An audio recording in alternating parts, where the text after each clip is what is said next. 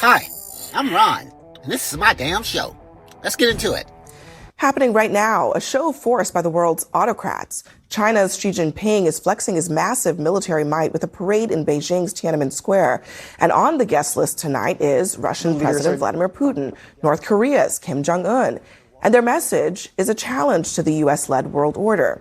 The three of them increasingly interested in working together rather than cozy up to Donald Trump. Now, remember, last month, we saw Trump standing next to Putin as he tried to broker a peace deal between Russia and Ukraine, giving the president of both countries just days to hash things out. But that deadline has come and gone, and there have been no results, and Trump is not happy about it. I'm very disappointed in him. He and I always had a great relationship. I'm very disappointed. Thousands of people are dying. I'm very disappointed in President Putin. I can say that. And we'll be doing something to help people live.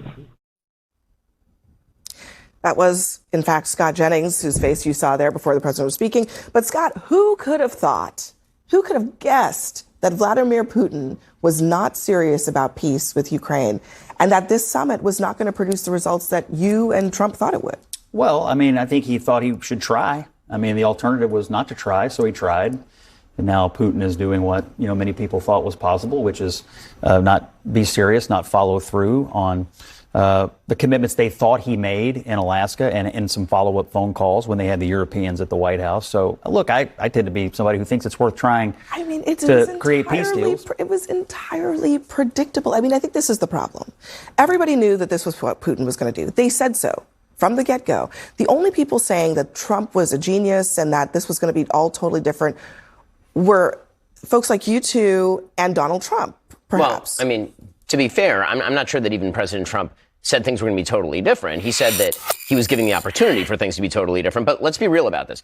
6 months ago, everybody would have celebrated on the left and in the center and on my part of the right if President Trump had said we're going to maintain arms shipments to Ukraine and we might consider further sanctions on Russia. And actually, we're not going to force Ukraine into a bad settlement.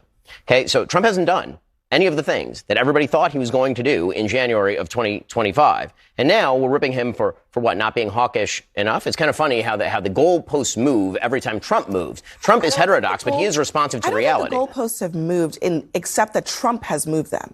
He said that he was going to end the war in 24 hours. That was obviously not going to happen. He also said that he didn't want to fund Ukraine, and now he's found a backdoor way to doing that by allowing the Europeans to do it. So I don't know that the Trump is Russian tool narrative was untrue. Trump. No, but the Trump was a Russian tool. He was going to come in. He was going to sell out the Ukrainians. He was going to make Vladimir Zelensky give away everything, the entire store. Well, he was kind of headed in that direction, but he pulled back, to his credit. Look, I'm going to say this. I think that it's a good thing when you have a president who wants to approach something diplomatically at first. And if that doesn't work, then you look at other options. I think that he's actually doing something kind of smart. It's very subtle, but he's kind of moving the U.S. responsibility of helping Ukraine to the Europeans.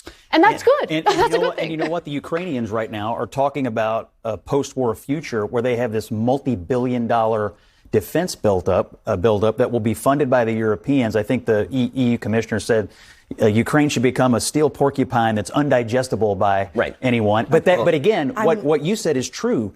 It's not going to be fully the U.S. responsibility. Exactly. What Trump has somehow done is built a larger and better funded coalition to help support them. Let's just be honest, Van, I promise I'll let you, but let's just be honest about what's happening here. Is that everybody told Donald Trump what was going to happen, and he had to find out himself, which is fine. He did find out, and he, to his credit, did change course, but not because it was not foreseeable by other people who know a lot about it. Yes, but again, I'm happy to dunk on Trump for balling on his face if that's kind of what we want to do, but I think we're going to look back on today historically as a very big deal, because that image of Xi Jinping with Putin, with Modi from India, with the leader of Iran, with the leader of North Korea, that should send a chill down the spine of every American. That is a new world order. Multipolar world. They call it multipolar.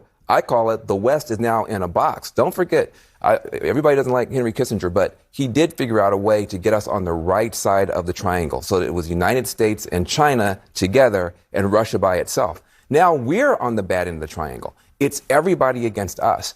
That is not good for America. That is not good for Democrats, for Republicans. And I think we've got that image is a feather in Putin's cap.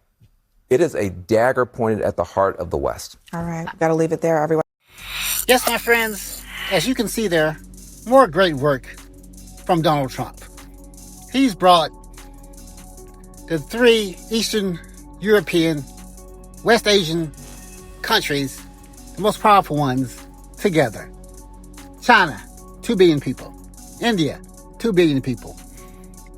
And Russia. They have lots of nuclear weapons. Great job, Donald. Great job. As Van said, great job. Yeah, he's just a total failure, Mr. Trump. Total failure in pretty much everything he does. Too bad people on the right fell for it. And we're in the situation we're in. And Anna Kasparian.